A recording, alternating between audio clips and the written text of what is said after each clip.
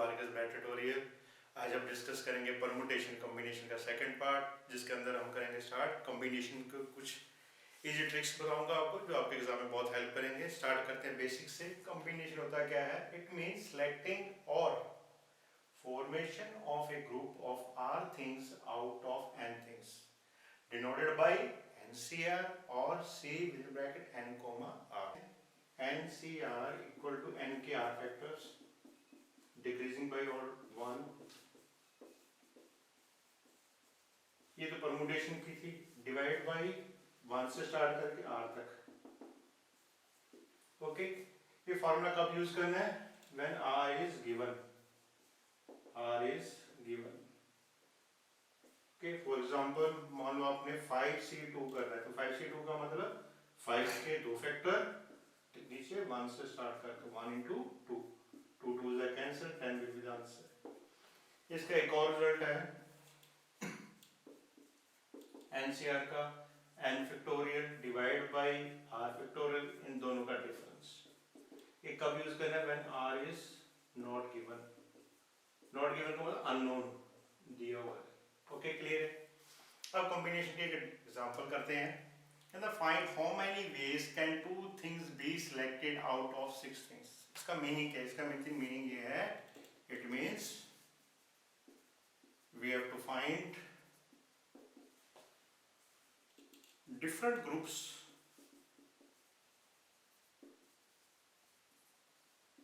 each having two things out of 6 things।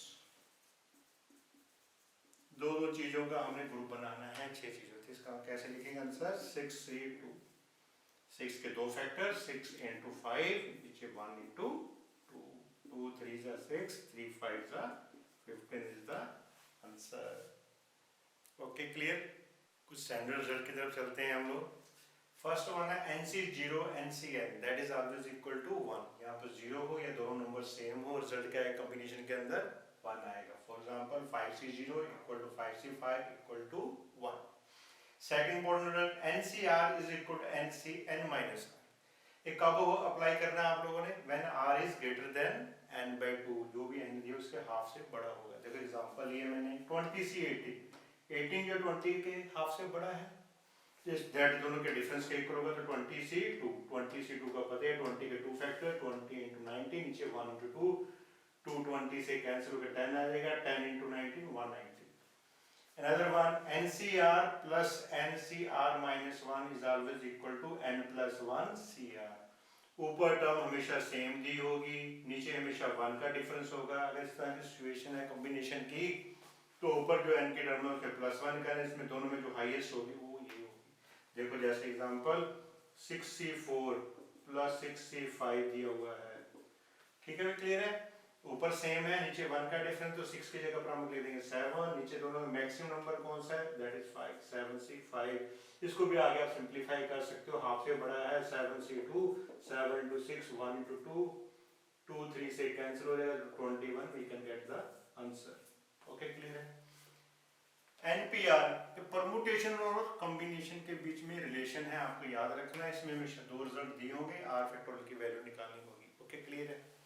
Next important है, if NCP equal to NCQ, उस case में क्या होगा? Then either P equal to Q और N equal to P plus Q। ठीक है, clear है। Example लेते हैं। For example NC4 equal to NC5 दिया हुआ है, तो पूछेगा क्या? वो n की वैल्यू। तो भाई ये दोनों सेम ही है, तो n की होगा p प्लस q, इन दोनों के सम के, then equal to 4 plus 5 equal to 9। Okay, ठीक, क्लियर है। कई बार क्या करता हो, x की वैल्यू पूछ लेता है, कहता है n लिख देगा, इधर लिख देगा 2x equal to NCx plus 5। तो बताओ x की वैल्यू क्या होगी? ये दोनों सेम है तो p इक्वल टू क्यू होगा, तो भाई 2x equal to x plus 5, x उधर जाके माइनस, तो x equal to 5 will be the answer. Okay, clear. अब चलते हैं हमने नेक्स्ट इंपॉर्टेंट रिजल्ट्स की तरफ। चलते हैं the number of combinations of n things taken are at a time, तो जनरल हो गया एनसीआर, बट केसेस क्या है, इन विच, पहला केस कहता है P particular things will always ओकर, पी चीजें ऐसी जो हमेशा होंगी होंगी हमारे कॉम्बिनेशन का, उसका रिजल्ट क्या होगा n minus P C R minus P. पहले इसी को डिस्कस करते हैं। मान लो मेरे पास 10 स्टूडेंट्स हैं, ठीक है, क्लियर है। 10 स्टूडेंट्स के अंदर मैंने 6 स्टूडेंट सेलेक्ट करने हैं, 6 student I have to select, okay clear है। पर इसके अंदर कुछ 4 स्टूडेंट जो है मेरे फेवरेट हैं, वो तो मैंने करनी ही करनी है, 4 स्टूडेंट क्या है मेरे फेवरेट। क्वेश्चन क्या दिया होगा, ये वाला पार्ट, क्वेश्चन क्या होगा, the number of combinations of 10 students taken 6 at a time in which 4 students will always occur. समझ में आया। अब कॉम्बिनेशन बनाना है, 4 स्टूडेंट तो मेरे फेवरेट थे, वो तो मैंने सेलेक्ट करने ही करने। इसका मतलब सिलेक्शन के लिए मेरे पास 10 में से बचे कितने स्टूडेंट, 6। फेवरेट तो मैंने पहले ही सेलेक्ट कर लिया अपने पास, और सिलेक्शन करनी कितनी थी, 6 की। 6 में से 4 तो मैंने ऑलरेडी सेट कर रखे हैं अपने माइंड के अंदर, तो बचे कितने, 2 स्टूडेंट, तो इसका रिजल्ट क्या होगा 6C2।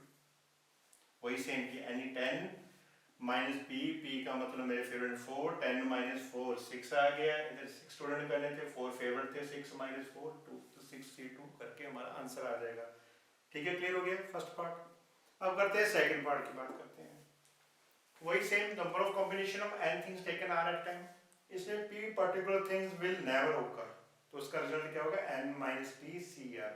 p particular thing never occur मतलब जो कुछ स्टूडेंट्स पास ही थे, 4 स्टूडेंट ऐसे हैं जो स्पार्स लेकर आ रहे हैं और मुझे पसंद नहीं है, अभी मैंने उनको कॉम्बिनेशन में नहीं रखना, तो उस केस में आ जाएगा। उस केस में क्या होगा, इसके अंदर भी 10 स्टूडेंट्स थे, वही सेम फंडा, सिलेक्शन हमारी 6 स्टूडेंट्स की करनी थी, ठीक है। 4 स्टूडेंट जो है वो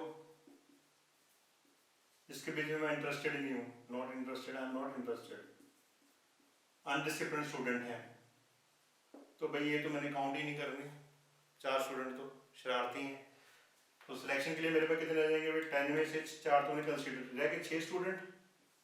सिलेक्शन कितनी करनी थी भाई, मैंने 6 की ही करनी थी, 6 से 6। समझ में आ गया, क्लियर हो गया। ऐसे थर्ड के सी की बात करते हैं। P पर्टिकुलर थिंग्स ऑकर है, Q particular things never occur, वही सेम क्वेश्चन चेंज कर लेते हैं। 10 स्टूडेंट्स है, मान लो 5 की सिलेक्शन करनी है मैंने, ठीक है। P पर्टिकुलर थिंग का मतलब 3 मेरे फेवरेट स्टूडेंट्स हो गए हैं, फेवरेट स्टूडेंट्स, और 2 हो गए अनडिसिप्लिन्ड है, जो मुझे पसंद नहीं है, अनडिसिप्लिन्ड स्टूडेंट्स। ठीक है, क्लियर हो गया। अब देखो टोटल 10 थे, 10 में से देखो फेवरेट स्टूडेंट तो मैंने अपने दिमाग में रख लिया, भी इनको करनी है सिलेक्शन, 2 स्टूडेंट मैंने कंसीडर ही नहीं करने, तो 5 स्टूडेंट तो वैसे ही माइनस हो गए। 10 में से 5 ही कितना रह गया, 5। क्लियर हो गया।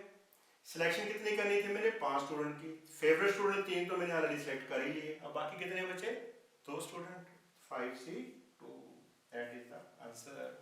ओके, क्लियर है, very important topic. Next important result की तरफ चलते हैं।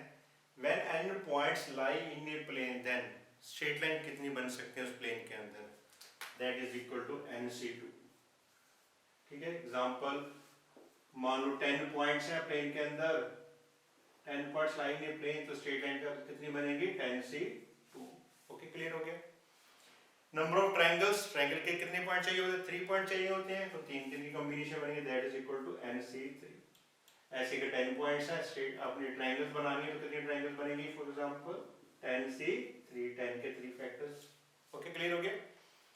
नंबर ऑफ क्वाड्रिलेटर, क्वाड्रिलेटर के कितने पॉइंट चाहिए हमें, 4 वर्टिसेस चाहिए, तो उस केस में कितना बन जाएगा, nC4। अगर 10 पॉइंट्स हैं प्लेन के अंदर, तो क्वाड्रिलेटर कितनी बनेगी, 10C4।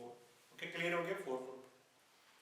अब इसके अंदर कंडीशन है, n points lie in a plane in which m points are on the same straight line, मतलब कोलिनियर करके दिया होगा, तो उस केस में स्ट्रेट लाइंस कितनी बनती हैं, number of straight lines nC2 तो बनाएंगे हम लोग, जो कोलिनियर पॉइंट से बनती है स्ट्रेट वो माइनस कर देंगे, माइनस nC2 + 1, तो कितने सारे एक लाइन के ऊपर 3-4 पॉइंट्स हैं, वो तो माइनस कर दिए, पर 2 पॉइंट्स तो कंसीडर करेंगे, तो इसलिए +1 करना है इसके अंदर जरूर। क्लियर हो गया।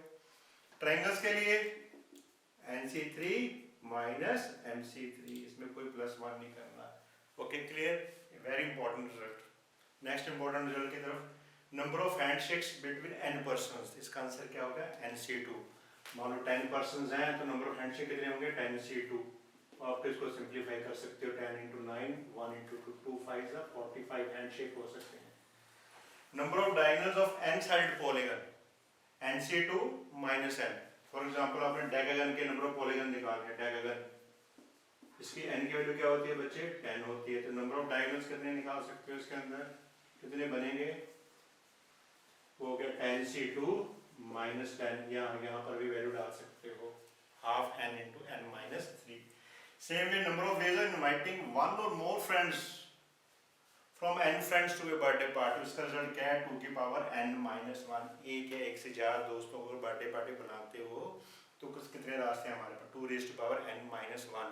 मान लो आपके पास 10 फ्रेंड्स हैं, आप एक या एक से ज़्यादा बुलाना चाहते हो तो उसका क्या रिजल्ट आएगा बच्चे, एग्जाम्पल में 2 की power 10 minus 1। Last one, number of parallelograms when m parallel lines are intersected by n parallel lines. ऐसे करके हमारे m पैरेलल लाइंस दिए रखी हैं, ये m लाइंस हैं पैरेलल्स, ऐसे हमारे पास n पैरेलल लाइंस दी हुई हैं, ठीक है, ये n लाइंस है। तो कहते हैं कितनी इसके अंदर पैरेललोग्राम बन सकते हैं, उसका रिजल्ट है MC2 × MC2। ओके क्लियर है। होप ये वीडियो आपके लिए यूजफुल रहा होगा। अगर आप मेरे चैनल के और अपडेट जानना चाहते हो प्लीज़ मेरे चैनल को लाइक करें, शेयर करें, सब्सक्राइब करें और कमेंट करना ना भूलें। Thank you so much.